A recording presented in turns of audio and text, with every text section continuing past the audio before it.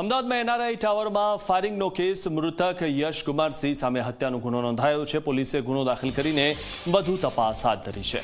યશરાજસિંહથી ભૂલથી miss firing થયું હતું। ઘટનામાં રાજેશ્વરી બાને ગોળી વાગતા મોત થયું હતું। હત્યા બાદ પોતે યશરાજસિંહે આત્મહત્યા કરી લીધી હતી અને અચાનકથી માથાના ભાગે જ કેમ ગોળી વાગી એ હવે શંકાનો વિષય છે, કારણ કે પોલીસે બંનેના મોબાઈલ એફએસએલમાં મોકલીને આપ્યા છે અને રિવોલ્વરમાં 2 જ બુલેટ હતી જેનાથી ફાયરિંગ કરાયું તે સામે આવ્યું છે।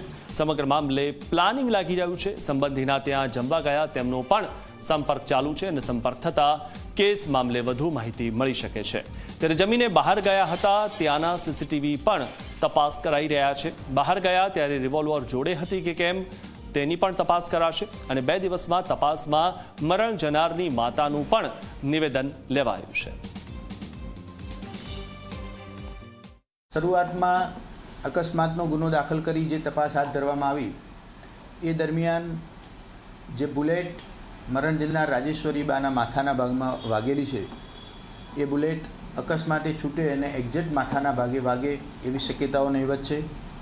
બીજું, રિવોલ્વરમાં ફક્ત 2 જ બુલેટ હતી, અન્ય કોઈ બુલેટ હતી નહીં, એટલે આઈઓનું એવું સ્પષ્ટપણે માનવું છે કે 2 બુલેટ એક મરણ જનાર રાજેશ્વરીબેનને મારવામાં આવી અને અગમ્ય કારણોસર પોતે પણ યશકુમારસિંહજીએ સુસાઇડ કરી લીધેલું છે।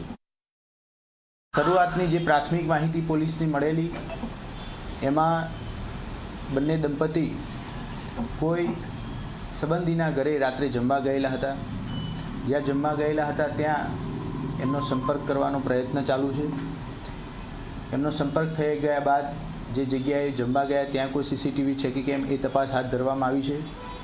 એક એવી પણ વાત છે કે જમીને આવ્યા બાદ તેઓ ફરીથી એપાર્ટમેન્ટમાંથી નીચે ઉતરી બહાર કોઈ જગ્યાએ ગયેલા છે એ તમામ જગ્યાઓના અને રોડ ઉપરની કોઈ જગ્યાઓ કે જ્યાં બંનેની સીસીટીવી ફૂટેજ મળી શકે એ તમામ જગ્યાઓ લઈ ફૂટેજ અને અત્યારે હાલ તપાસ હાથ ધરવામાં આવે છે કે જ્યારે પણ બહાર જમવા ગયા અથવા તો બીજી વાર નીચે ઉતર્યા ત્યારે એમની પાસે રિવોલ્વર હતી કે કેમ, હતી તો ક્યાં રાખેલી હતી, ફૂટેજમાં દેખાય છે કે કેમ, એ તમામ પહેલુઓ મર્ડરની તપાસમાં તપાસવામાં આવશે।